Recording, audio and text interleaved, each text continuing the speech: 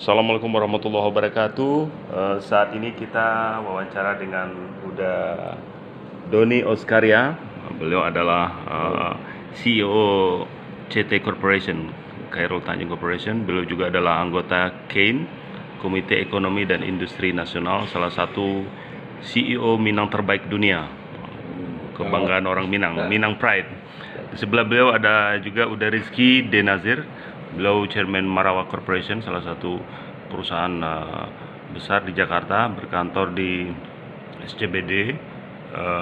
Beliau bergerak di bidang fiber optik ya, bersama dengan Uda Doni juga. Dan sekarang kita juga ada Uda Zuhrizul Caniago, pegiat pariwisata, pengusaha di bidang pariwisata juga.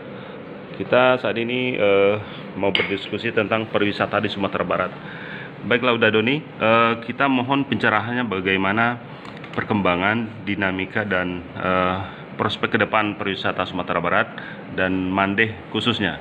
Kira-kira kiat-kiat dan poin-poin apa yang perlu dilakukan oleh pemerintah, Pemprov, Pemkab, pengusaha Minang, dan juga tentunya perantau Minang yang ada di dalam maupun di luar negeri. Silakan Anda. Terima kasih Pak Pur. Kalau kita bicara mengenai pariwisata di Sumatera Barat, nomor satu tentu kita harus melihat bahwa kenapa pariwisata di Sumatera Barat. Kalau kita mapping potensi ekonomi di Sumatera Barat, bahwa memang industri pariwisata merupakan salah satu potensi yang mungkin bisa dikembangkan. Jadi di Sumatera Barat itu kalau kita lakukan pemetaan secara potensi ekonomi, itu ada 3 hal yang mungkin bisa menjadi backbone bagi pertumbuhan ekonomi Sumatera Barat ke depan. Nomor satu tentu pariwisata. Pariwisata Sumatera Barat kita harus kembali lagi ke core-nya, bahwa core pariwisata Sumatera Barat itu ada 2, nature and culture. Jadi secara nature-nya memang kita memiliki keindahan alam yang luar biasa bagusnya, hampir setiap sudut. Jadi kalau orang punya destinasi, kita justru semua destinasi ke setiap sudut di Sumatera Barat itu pasti indah. Nah, ini secara nature. Yang kedua adalah secara culture. Culture kita juga memiliki daya tarik pariwisata yang luar biasa, karena memang Minang terkenal dengan culture yang sangat baik, baik itu dari segi tari-tarian, makanan, Kuliner, ya, dan lain-lainnya. Ini merupakan satu potensi yang seharusnya bisa dikembangkan secara maksimal. Ini satu kenapa kita bicara bahwa pariwisata harus dikembangkan secara serius oleh pemerintah daerah. Persoalan pariwisata di Sumatera Barat tentu saja adalah pemahaman mengenai bagaimana sih pariwisata itu sebagai sebuah industri dikembangkan dan dimaksimalkan.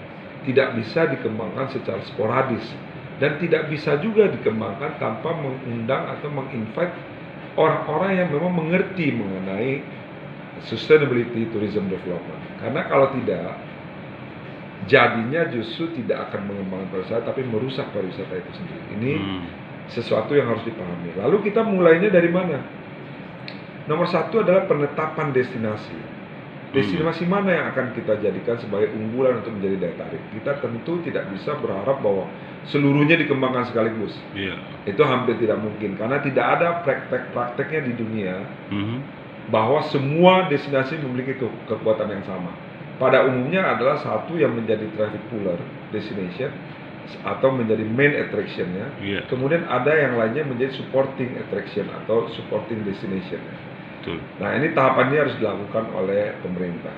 Nomor satu mengenai destinasi dan pengembangan destinasi. Menentukan destinasi, kemudian memilih destinasi yang akan dikembangkan menjadi daya tarik utama bagi Sumatera Barat. Nah, lalu yang kedua adalah tentu saja setelah kita tentukan destinasinya, mengenai zonasi. Zonasi dan tata ruang ini adalah kata kunci di dalam pengembangan pariwisata. Karena pariwisata itu ada parameter-parameter harus diukur. Ada yang mass tourism, ada yang special interest tourism. Yang mass tourism ini yang nanti wisatanya menjadi massal. Tentu destinasi yang memiliki daya tampung besar, kemudian juga memiliki daya tarik yang untuk massal. Tetapi ada juga yang memang harus diprotek. Misalkan tidak boleh dikembangkan malah. Nah, ini yang seringkali terbalik. Yang seharusnya kita protek, kita kembangkan. Akibatnya apa? Nilai destinasinya menjadi turun. Nah, ini seringkali banyak terjadi, tidak hanya di Sumatera Barat, tapi umumnya di Indonesia pemahaman ini keliru. Nah, lalu kita bicara tadi mengenai pengelolaan. pengelolaan destinasi dimanapun di seluruh dunia kalau kita mau berkembang tidak bisa dikelola oleh pemerintah. Kita harus mendorong pemerintah untuk melakukan PPP, yaitu Public Private Partnership. Bagaimana aset destinasi yang dimiliki oleh pemerintah dikerjasamakan dengan swasta untuk pengelolaannya, atau namanya Destination Management Organization. Jadi dengan dia dikelola oleh swasta, secara otomatis kualitas daripada destinasi itu akan terus meningkat. Kualitas pelayanannya, kualitas attraction-nya, benefit buat masyarakatnya tentu akan lebih maksimal. Tetapi selama dikembangkan oleh pemerintah, karena pemerintah tidak expert di dalam pengelolaan destinasi, tentu ini akan berakibat tidak baik bagi destinasi itu sendiri. Jadi overall yang harus dilakukan oleh pemerintah Sumatera Barat adalah tadi ya, nomor satu memapping, kedua melakukan memberikan kepada pihak ketiga untuk mengelola dan meningkatkan kualitas destinasi. Ya. Berikutnya tentu saja kalau tadi kita bicara mengenai Mande ini agak unik secara mapping, secara mapping pariwisata sebetulnya.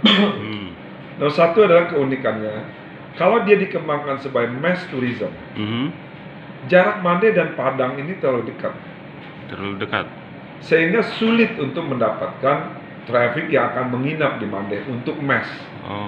Karena yang namanya mass tourism itu tidak attraction, tetapi ekosistem. Mande tidak memiliki ekosistem selain attractionnya.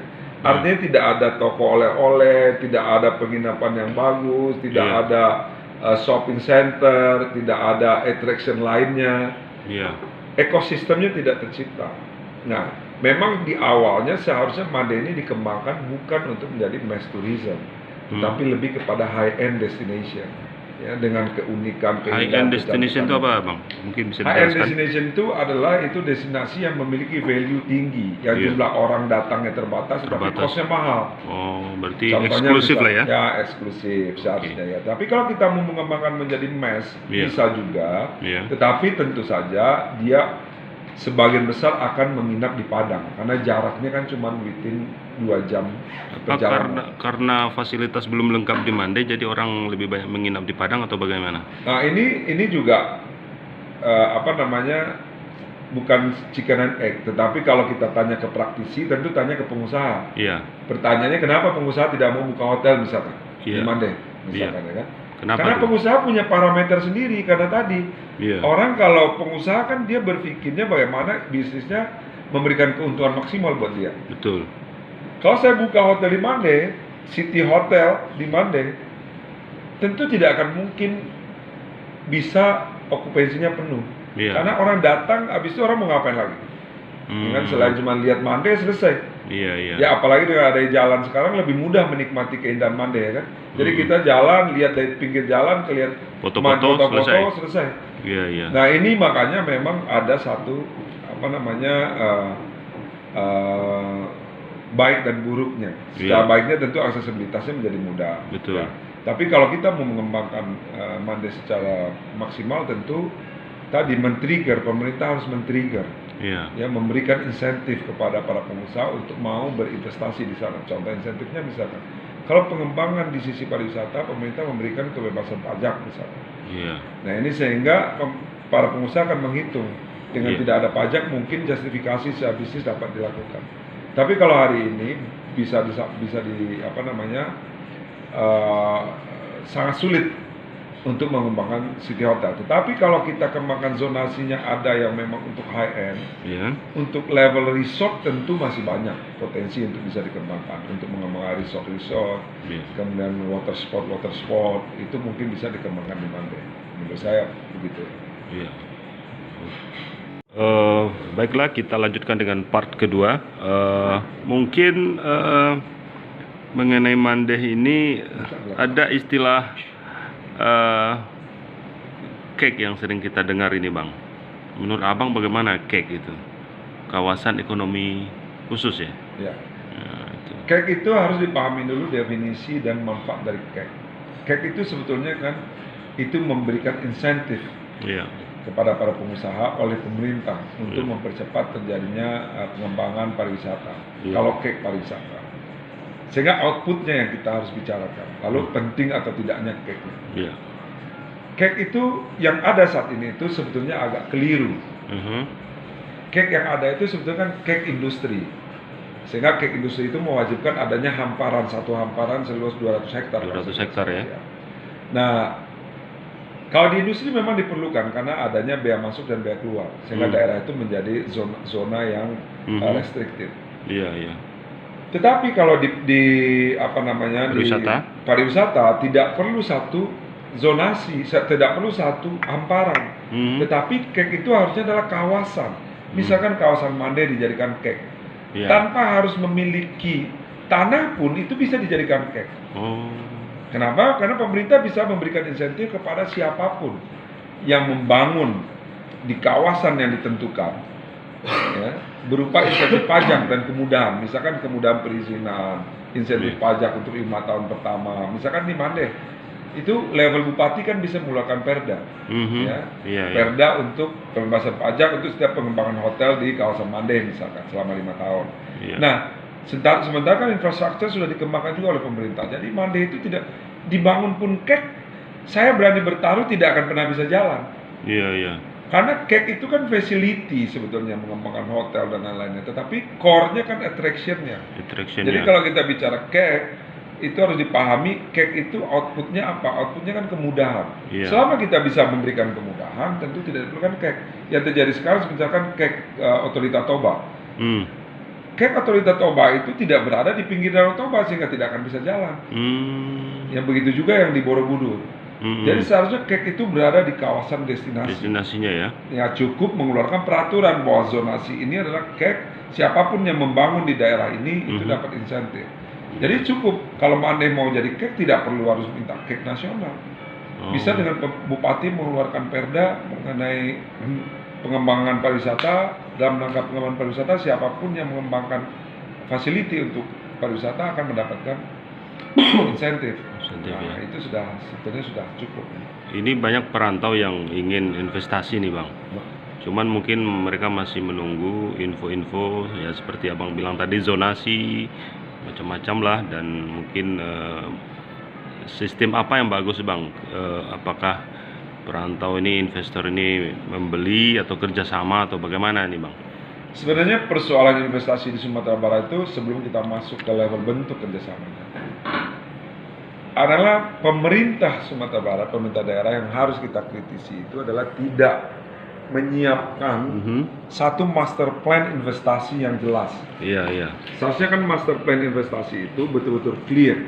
Kalau kita mau misalkan berinvestasi di pariwisata, pemerintah sudah punya mapnya dan lahannya itu sudah seharusnya clear.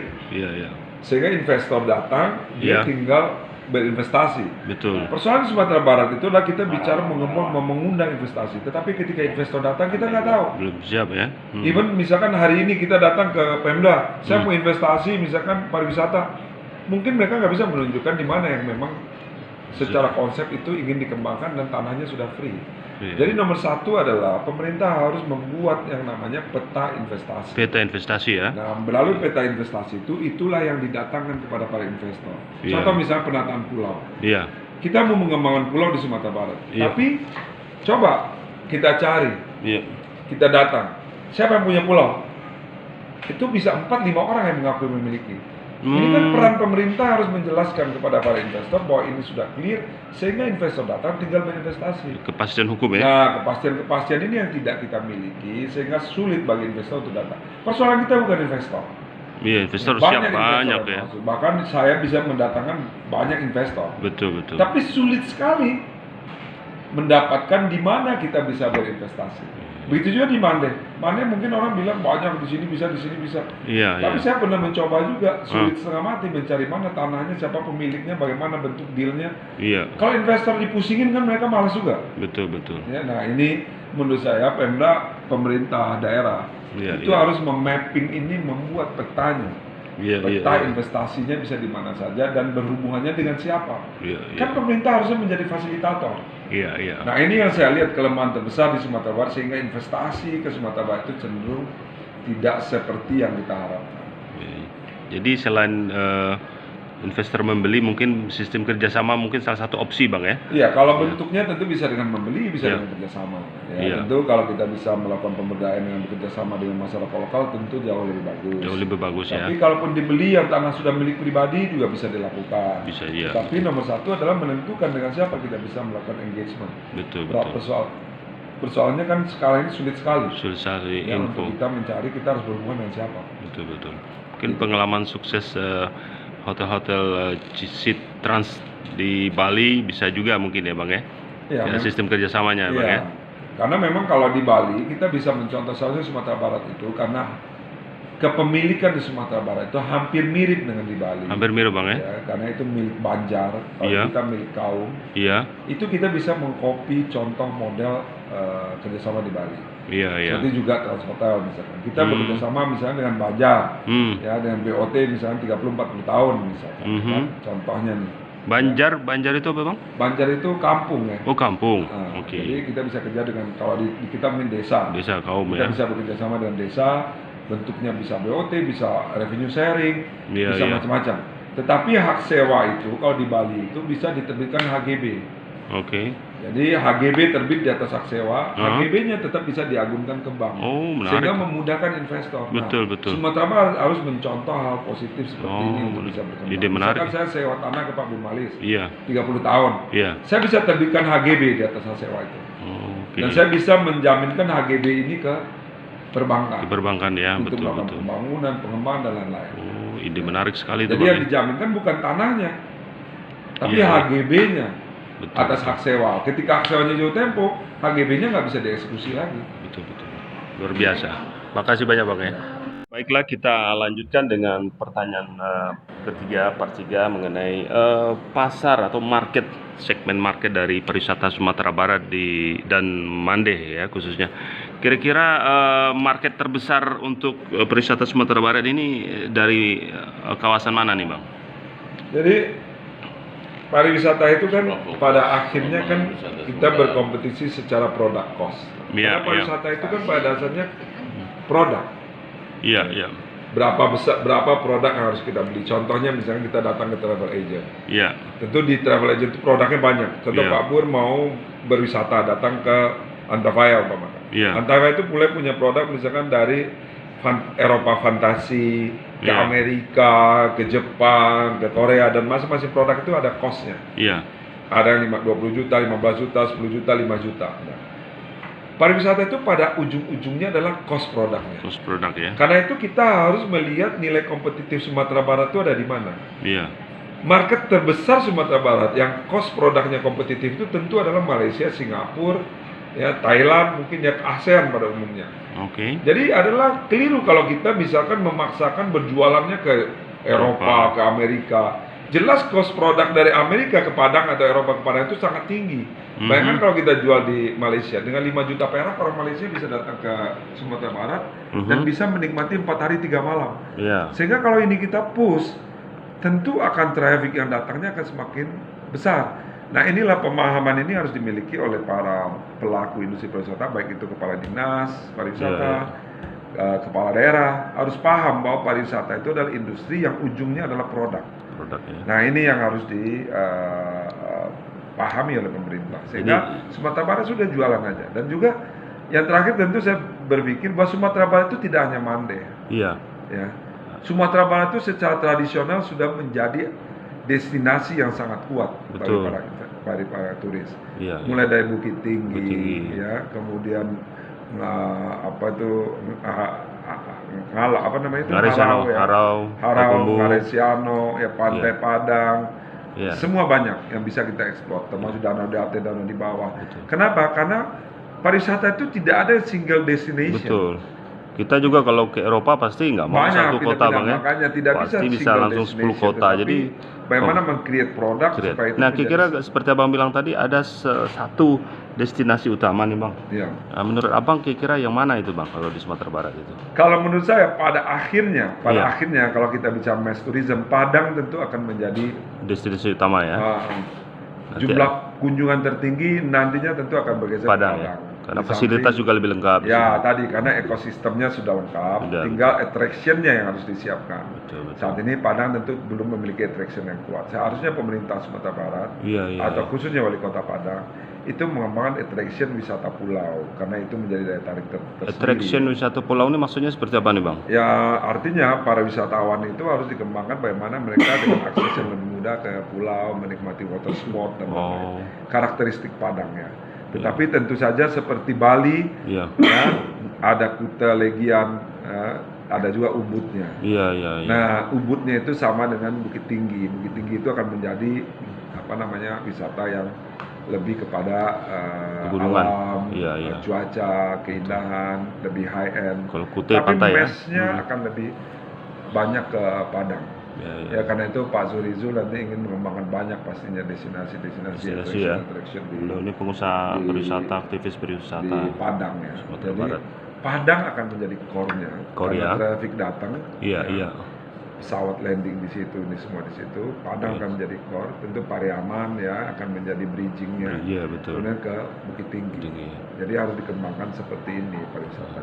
Saya optimis sebetulnya bahwa kalau dikembangkan serius Sumatera Barat itu memiliki potensi yang luar biasa. Luar biasa Bang ya. Ya, tentu saja yang menjadi kelemahan kita adalah travel agent.